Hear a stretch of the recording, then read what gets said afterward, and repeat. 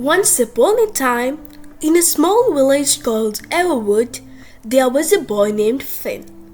Finn was known for his curiosity and adventurous spirit.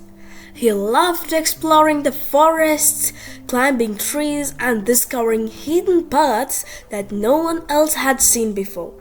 But Finn had one problem. He was terrible at managing his time. Every day, he would get distracted by something new, whether it was chasing a butterfly, trying to catch a fish in the stream, or playing with his dog. While Finn was always busy, he never seemed to accomplish what he set out to do. His parents would ask him why his chores weren't finished or why his homework was always late, and Finn could never give a good answer. One bright autumn morning, as Finn wandered through the woods, he found an old weathered book hidden beneath a pile of fallen leaves. The book's cover was made of leather, and there was a golden symbol on it, an hourglass, surrounded by swirling vines. Intrigued, Finn picked it up and opened the first page. It read, "This book belongs to the keeper of time. To the one who reads it, a great challenge awaits." Finn was curious, so he kept reading. The Timekeeper'S challenge is not for the faint-hearted. Only those who can manage their time wisely will succeed. Do you wish to take on the challenge? Without hesitation, Finn said aloud, "I do." As soon as the words left his mouth, a warm, glowing light enveloped the forest. When the light faded, Finn found himself standing at the edge of a vast and unfamiliar landscape. It was a place where time itself seemed to move differently. The sky was a swirling mix of colors, and in the distance there was a towering clock tower with a large golden pendulum swinging slowly. A voice echoed through the air. "Welcome, Finn. You have entered the realm of time. Here you will face 3 trials that test your ability to manage time. Succeed, and you will gain the power to control time itself.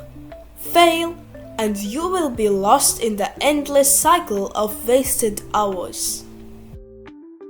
Finn felt a flutter of nervousness in his chest, but he was determined to rise to the challenge. He took a deep breath and walked forward toward the clock tower. The first trial was called the Garden of Priorities.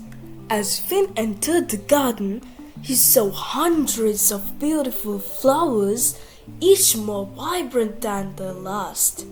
But the flowers weren't just for admiration. Each one represented the task he needed to complete.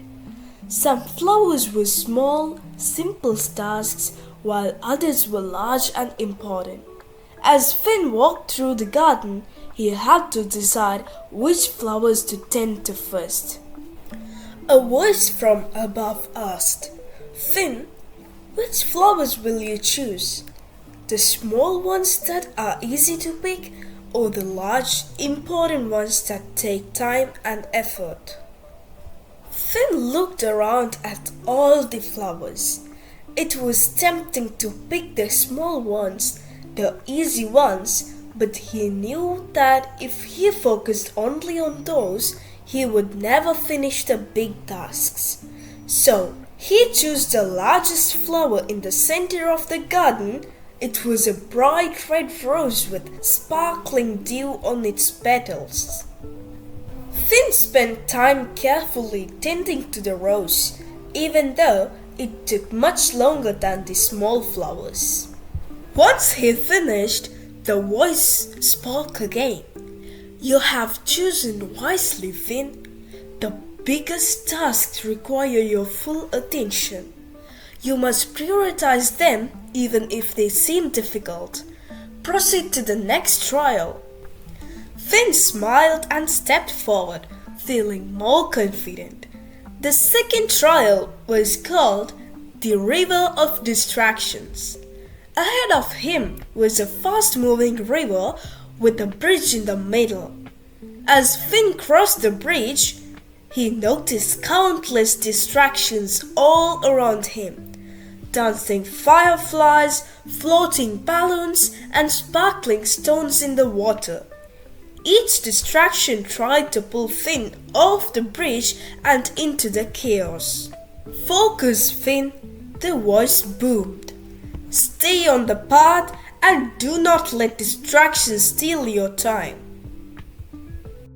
Finn clenched his fists. He wanted to stop and play with the fireflies or collect the shiny stones. But he knew that if he gave in to those distractions, he would never reach the end of the bridge. With determination, he focused on walking forward, step by step, ignoring the temptations around him. When he reached the other side, the voice said, "You have shown great focus, Finn. The river of distractions is filled with temptations that waste your time. But by staying on track, you have proven your discipline. Now for the final trial."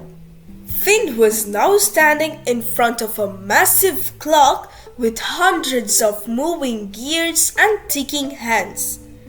This was the maze of time. The clock was ticking louder and faster, and Finn could hear the gears grinding against each other. The path through the maze was twisting and turning, and it seemed like there was no clear way forward. "You have 1 hour to find the exit of the maze of time," the voice said. "But be warned, if you waste time wandering or getting lost, the clock will tick away your chance." Finn took a deep breath. He looked at the maze and realized that this trial wasn't about speed. It was about balance. He couldn't rush through the maze, or he would get lost. But he also couldn't hesitate for too long, or the clock would run out. So he took his time to think carefully to each fork, choosing the path that made the most sense. Occasionally, he stopped to look around, ensuring he wasn't missing any important clues. Slowly but surely, Finn made his way through the maze, and finally he reached the exit just as the clock's ticking slowed to a stop. "You have completed the trials, Finn," the voice declared. "You have learned the value of prioritizing, focusing, and balancing your time. You now possess the knowledge to master your own time."